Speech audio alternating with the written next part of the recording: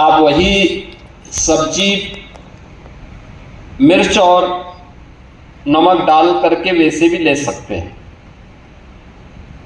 हल्दी के बगैर भी ले सकते हैं, स्वाद में अंतर नहीं होगा, लेकिन हल्दी हमारे भोजन का हिस्सा जरूर है। बहुत सारे मसाले ऐसे हैं जिनको न भी डालें तो भी काम चल सकता है, लेकिन तब भी हमने उसको अपने रसोई का हिस्सा बनाया है। हम लोग इस बात को बहुत बार मानते थे, सब क्यों ये सब किया जा रहा है? परिणाम कहां आए? आप आश्चर्य करेंगे कि जब इस सदी की सबसे बड़ी महामारी कोविड, भाई इससे पहले की महामारी को हम लोगों ने नहीं देखा,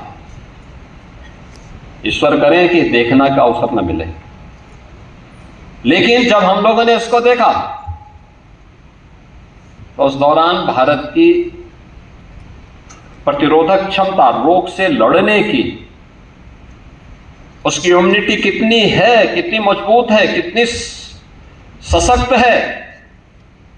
भारत जैसा देश 140 करोड़ की आबादी का देश,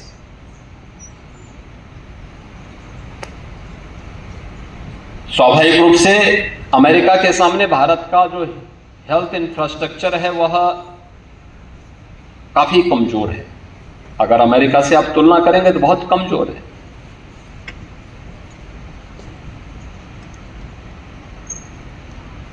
अमेरिका में जितनी मौतें हुई कोविड-19 से, भारत में जिसकी आबादी अमेरिका से 4 गुना है, लेकिन मौत के आंकड़े अगर आप देखेंगे तो अमेरिका से 1/4 मौतें मात्र भारत में हुई कोविड-19 से। कोविड प्रबंधन और कोविड प्रबंधन के साथ साथ भारतीयों की रोग से लड़ने की शक्ति और उसकी सामर्थ्य, इस बात का भी एक उदाहरण है। हमारी रसोई से लेकर के गांव के किसान, आप में से जितने पुराने लोग हैं, गांव की पृष्ठभूमि से जुड़े हुए हैं, आप लोग इस बात को जानते होंगे। गांव में पहले प्राचीन काल में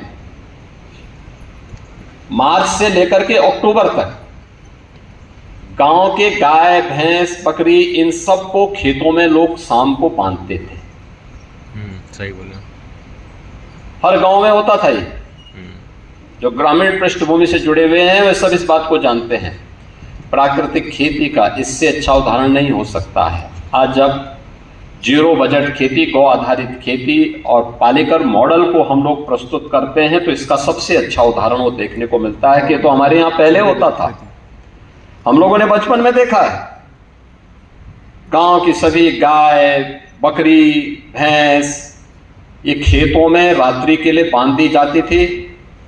शाम को 6 बजे के बाद से लेकर सुबह 10 बजे तक वो खेत में रहती थी, और फिर वो रात्रि में उसके साथ कोई 1-2 लोग रहते थे, कोई जंगली जानवर नुकसान न पहुंचा लें, कोई अन्य बात न हो जाए, लेकिन होता था। हमारा किसान नए नए बीज का अनुसंधान अपने अनुसार करता था, सफसली कैसे लेनी है ये भी जानता था। कोई केमिकल नहीं, कोई फर्टिलाइजर नहीं, कोई पेस्टिसाइड नहीं, लगातार इन चीजों पर वो ध्यान देता था। लेकिन हमने इस पद्धति को समाप्त कर दिया। परिणाम क्या है? परिणाम है कई चीजें सामने आ गई। भाई आप फर्टिलाइजर के भरोसे रह गए, एक तो खेती की लागत बढ़ गई,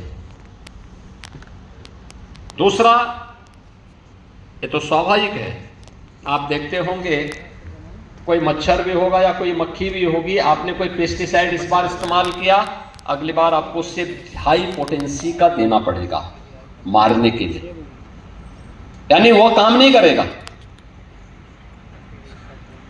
क्योंकि वह एक समय के बाद उसको एब्जॉर्ब कर लेगा। उसकी आने वाली पीढ़ी उससे लड़ने की सामर्थ्य विकसित करती है। तो हमारा मॉडल फेल।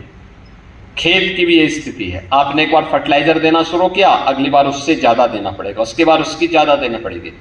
और कुछ तो ऐसे हैं खेतों में आप जाकर के देखेंगे,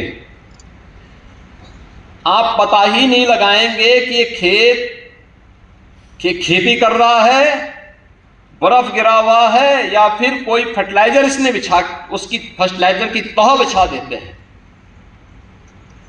कितना नुकसान कर रहे हैं खेती को।